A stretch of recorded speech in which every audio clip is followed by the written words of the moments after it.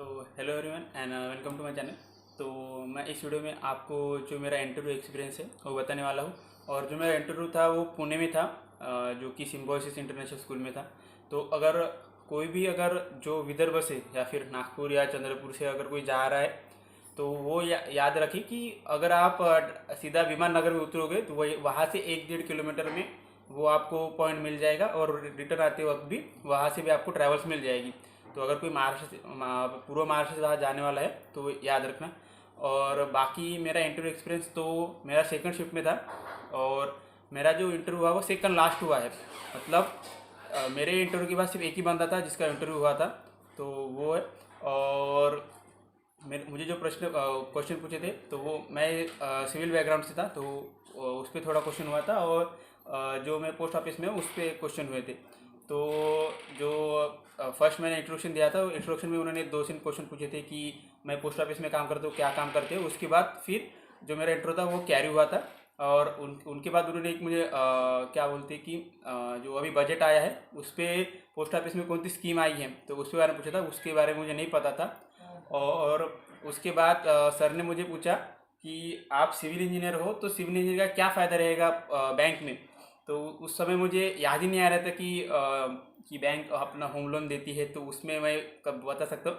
लेकिन जो direct impact है, क्योंकि एज अ सिविल इंजीनियर मैं वहाँ पे क्या काम करूँगा वो मुझे नहीं याद आ रहा था, तो मैंने कह दिया कि बैंकिंग एक ग्रोइंग सेक्टर है और बाकी चीज़ें ऐसे बोल दी, तो वो उतने हैप्पी नहीं थे। फिर मैंने उनको बताया कि मैं वो बोले कि आप सिविल इंजीनियर में क्यों नहीं गए, तो मैंने उनको बोला कि सर मैं सिविल इंजीनियर की पढ़ाई कर रहा था।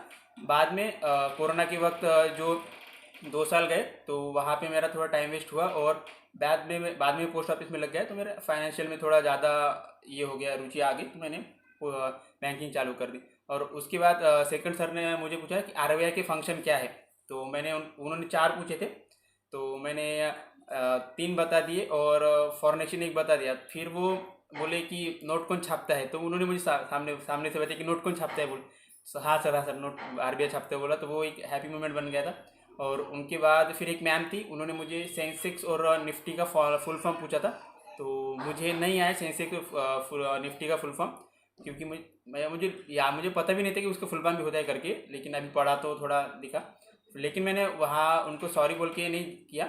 मैंने उनको बताया कि सेंसेक्स जो कि बॉम्बे स्टॉक एक्सचेंज का है, और निफ्टी जो ये है, और उनमें 50 और 30 टॉप कंपनी थे, वो उनको एक्सप्लेन किया, पूरा एक्सप्लेन किया। और उनके बाद वो सेटिस्फाई हो गए। फिर एक सर थे, उन्होंने मुझसे पूछा कि जो महाराष्ट्र की जो लोग हैं उनको पता होगा कि दक्षिण काशी किसे बोलते हैं। तो मुझे नहीं पता था दक्षिण काशी किसे बोलते हैं, तो मैंने उनको सीधा ना बोल दिया था।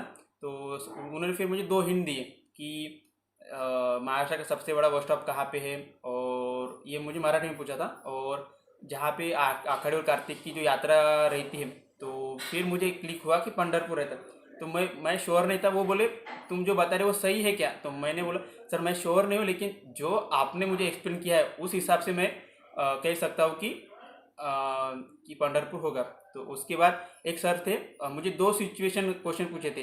तो उसमें से पहला था जो सिविल इंजीनियर का कैसा आप यूज़ करोगे, और दूसरे सर ने एक पूछा था कि अगर आपको किसी को लोन देना है, अगर आपको 50 लाख किसी को लोन देना है होम के लिए, तो आप क्या उसे डायरेक्ट लोन दे दोगे या फिर कुछ उसमें स्टेप रहेगी। तो उसका मैंने आंसर दिया है कि क्या कैसे कैसे अपन देंगे। और उन्होंने फिर मुझे सारी चीज़ें पूछी कि घर कैसे बनता है, तो फाउंडेशन में क्या आता है, फिर सीलिंग क्या होती है, तो बाकी सारे उन्होंने चीज़ें पूछी।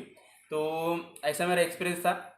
अगर कोई सिविल इंजीनियर बैकग्राउंड से तो वो ज़रूर देखे कि क्या आपका वो एक अच्छा से आंसर प्रिपेयर करके जाइए। और एक खुशखबरी और देनी थी, क्योंकि जो महाराष्ट्र में है, तो महाराष्ट्र में जो अरेंज करते हैं वो बैंक ऑफ महाराष्ट्र अरेंज करते हैं पूरा इंटरव्यू। तो वहाँ पे जो सर वहाँ पे जो वैकेंसी प्रोवाइड करते हैं, तो वो हमारे अच्छे दोस्त बन गए थे, और दोस्त मतलब हमसे अच्छी बातें चालू थी। तो उन्होंने हमें बताया कि जो 24-25 में हम जो सर्कुलर देख रहे हैं, अभी आरटीआई देख रहे हैं, तो हमने 24-25 में जो वैकेंसी दी वो 885 थी। लेकिन हमने जो अभी 25-26 में जो वैकेंसी दी है वो 1000 है। तो ये भी खुशखबरी है कि बैंक ऑफ महाराष्ट्र में हम जो 885 जो अज्यूम करके चल रहे थे, उसमें कहीं ना कहीं 115 जो वैकेंसी है वो बढ़ गई।